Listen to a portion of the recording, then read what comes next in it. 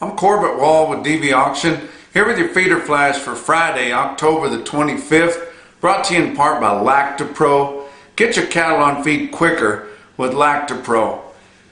Sustainability is kind of a catchword here. You got to watch how you use that anymore around here.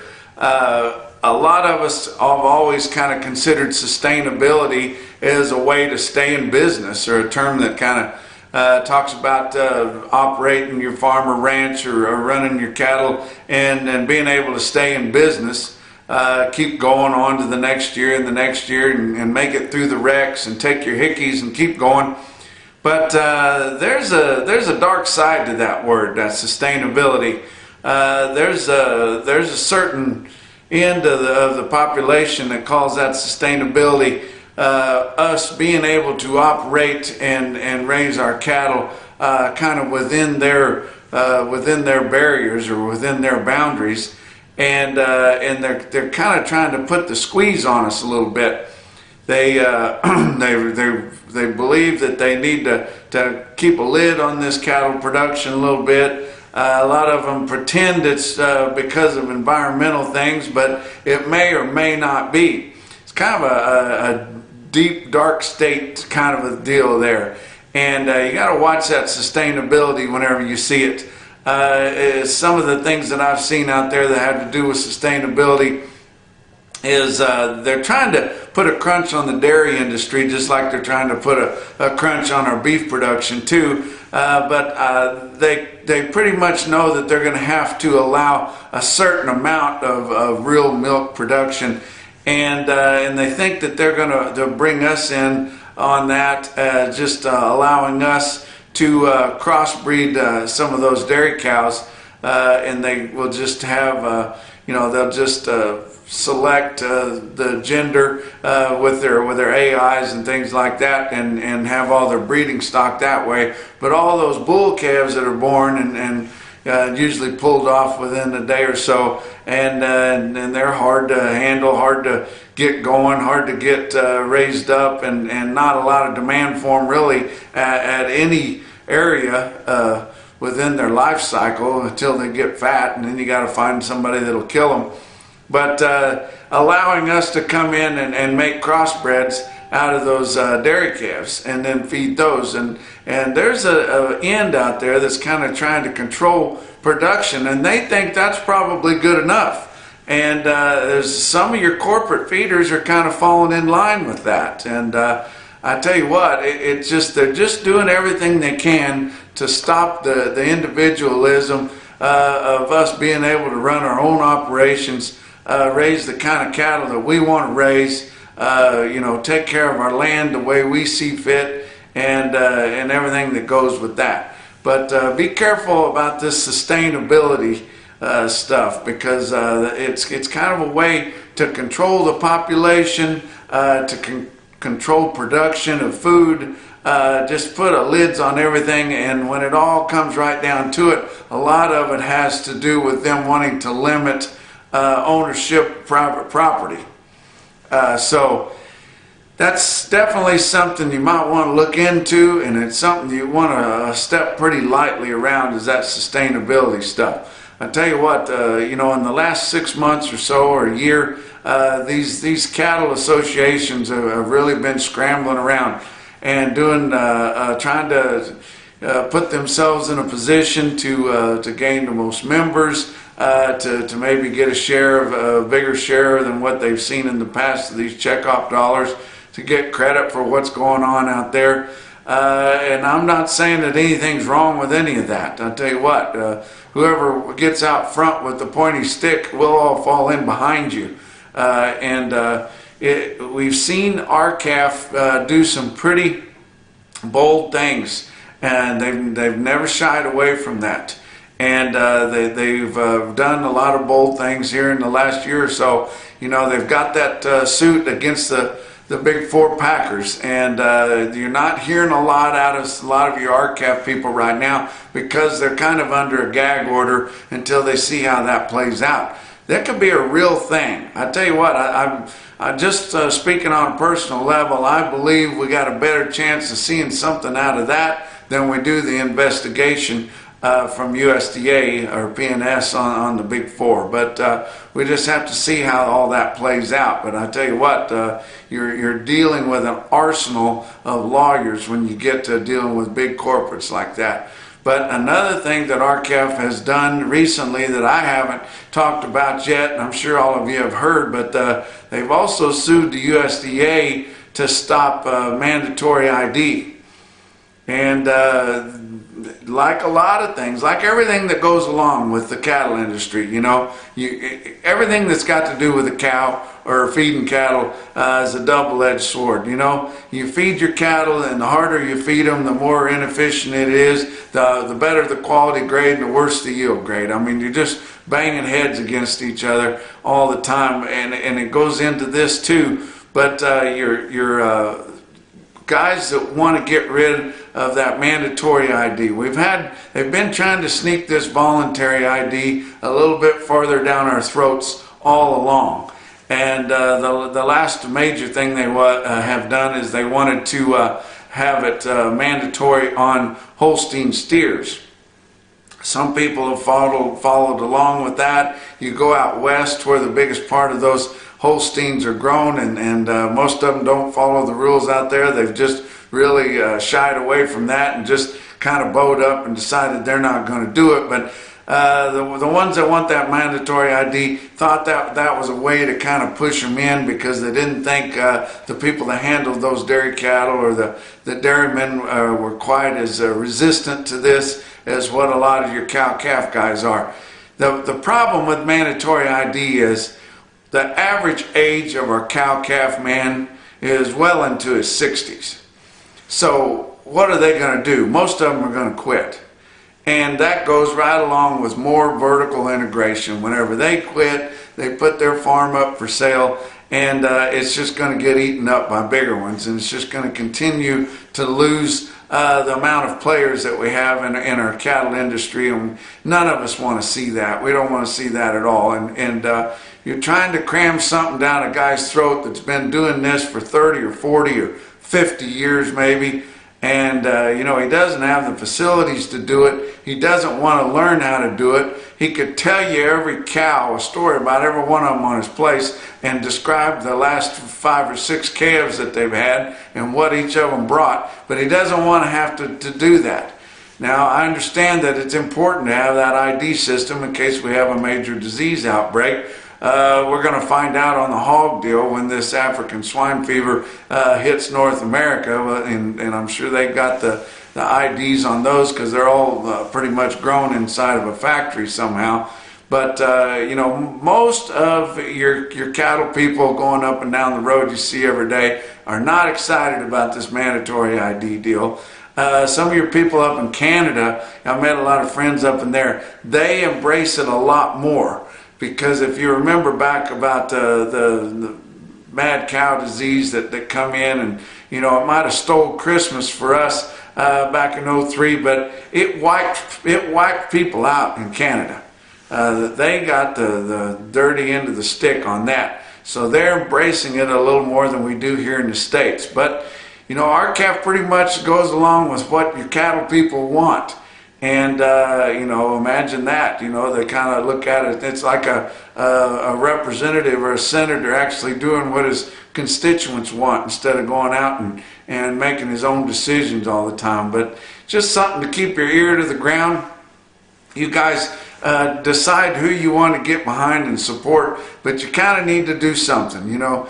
You might need to get off that bucket and decide who you're going to support and get in and be more active, because I tell you what, we're in a fight with this vertical integration with fake meat. I saw where Pizza Hut now is in the fake meat deal. They're going to have a topping called incognito that you can add to your pizza, which is fake meat. It's unbelievable how all of the fast food restaurants have fallen right in line with that. But we've got a fight on our hands, guys. And I recommend that you find a local organization and get in with them and be active with them. It's better to be a medium-sized fish in a smaller pond than it is to be a minnow in a great big one. And I think if you find a local county or tri-county or area, even state organization, and become active in it, and it doesn't matter which major association you're affiliated with, pick one and start pushing, and see if you can't get the rest of the guys to help you and push in the same direction all at once. Look at the board on Thursday. October live cattle futures up 22 cents at 110.42. December down 52 cents at 114.72. You know, we've had pressure on that October live cattle because of the deliveries and things, and we're right here in the spot market, and we're trading right in that area right now. But I tell you what, that October contract, your spot contract, has showed a ton of muscle here in the last couple of weeks, just continuing to stay off pressure from whatever direction it comes from by either holding steady or getting a little bit stronger. And I tell you what, it's been very impressive. October feeder cattle up 20 cents at 145.22. November down 57 at 144.17. We got the cattle on feed coming out here on Friday, and kind of watch that. And I do think it has a good chance to be bullish, because I think those placements are going to be a lot less than the 101 area that they've got them scheduled at right now, or what their guess is, because you know everybody was still holding their calves. That's why we're just now seeing the big runs of calves. This past week or so has been the first really big jags of calves that we've seen so far this fall. Your fat cattle trade did develop on Thursday. Up in the northern plains, it was mostly 175 dressed. That's right in there, pretty steady, strong. Southern plains 110. That's actually $2 higher. It's $1 higher than what we saw earlier in the week, and $2 higher than the bulk of the trade last week. So that's good. But they were kind of running behind, and now they're getting back up there with the northern plains. And you know, from what I'm hearing about, you know, the stories around, your southern plains isn't that much less current than what your northern plains is. So I think we're in a pretty good spot to gain a lot of ground here. A lot of your speculators and long positions on your futures, they're looking for this thing to kind of back up and correct itself a little bit, and then springboard forward and really go. But I don't know how much of a correction we're going to see, because all of our fundamentals are just crazy bullish right now. Our trade is bullish. We've got China. They're coming to their milk. They've got to have some protein. Doesn't even matter if it's going to be mostly pork, because it just helps. Anytime we can get protein pulled off the table and out of this country,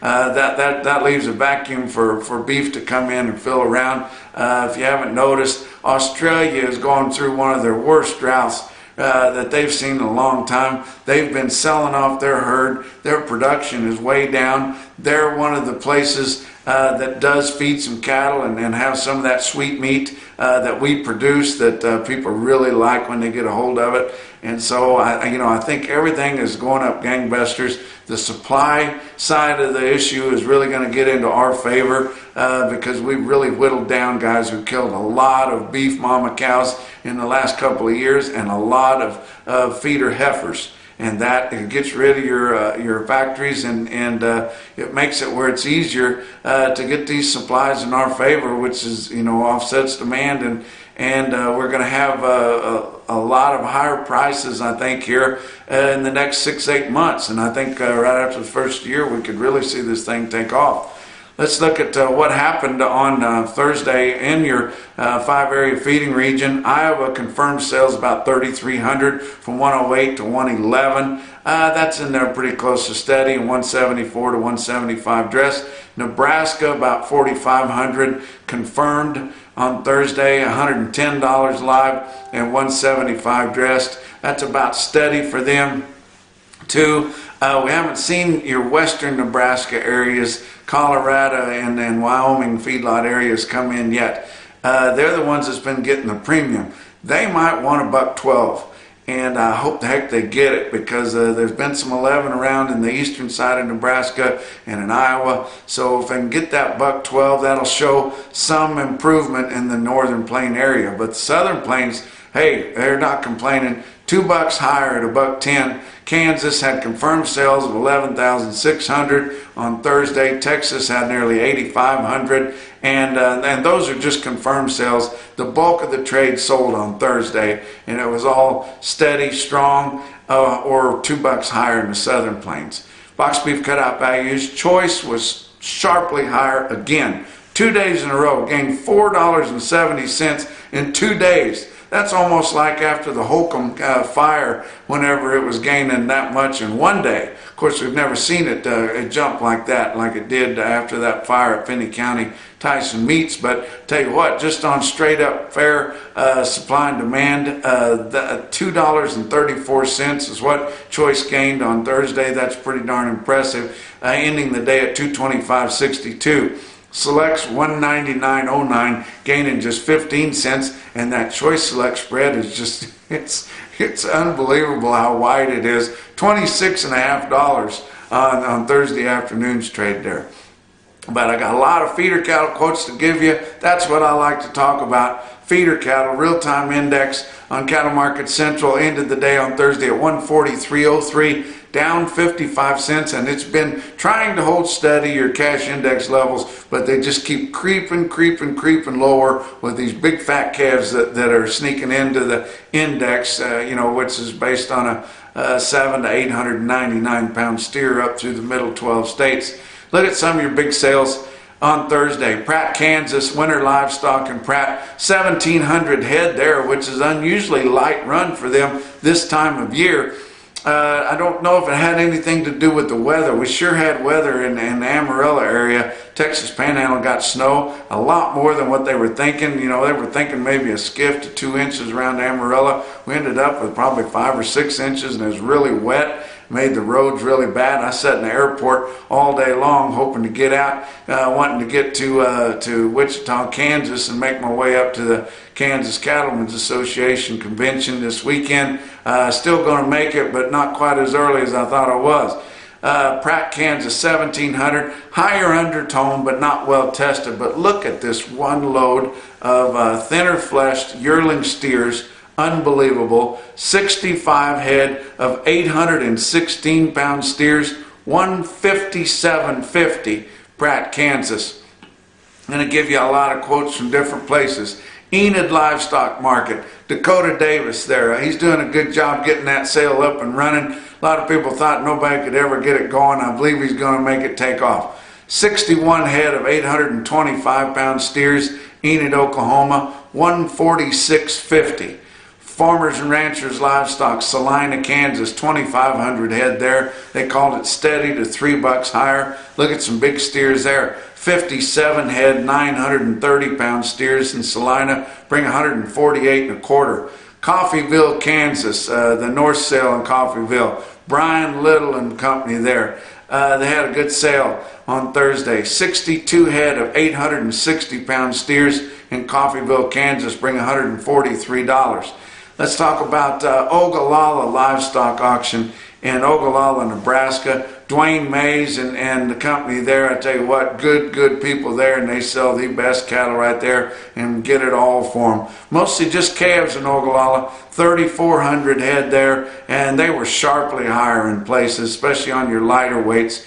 Look at this market report from Cattle Market Central right from the block there. Look at your best tested weights of steers. 600 head of 4weight steers, the average 460 pounds, 175.78 on the average price of all those 4-weight steers. That's over $8 higher than what they had last week. 909 head of 5-weight steers, average 550 right on the button, with an average price of 157.67. That's on all of them, and that's almost $2 higher. Look at this one individual quote of 5-weight steers. 70 head, 504 pound steers in Ogallala, bring $174. Look at a quote off a video sale. Western Video Market, they had a smaller sale, just an internet sale out there in Cottonwood, California, and they got along really well with several weaned calves and a few yearlings on there. But one stick out deal, Gilliland Livestock, Dixon, California, they had this load. of Sim-Angus calves right on there. These are weaned calves, 70 head, 700 pounds. They're going to deliver next week. They're all certified natural, gap 4, but that load of 700 pounders way out in California, $160. And then the biggest quote, of course, on a Thursday's Valentine, Nebraska, and they had a whale of a sale there too. They're going to have a big sale next week. They got 5,000 next week with 2,000 head of yearlings next week. Didn't have any yearlings this Thursday, but man, they sold the calves like yearlings, and not very many of them were weaned. But you get that kind of quality and the way they handle them and everything. And a lot of the buyers have had them before. They know how they're going to handle. But look at this quote on big calves right off the cow. 80 head, 708 pound steers, Valentine, Nebraska, $164. That's your feeder flash for Friday.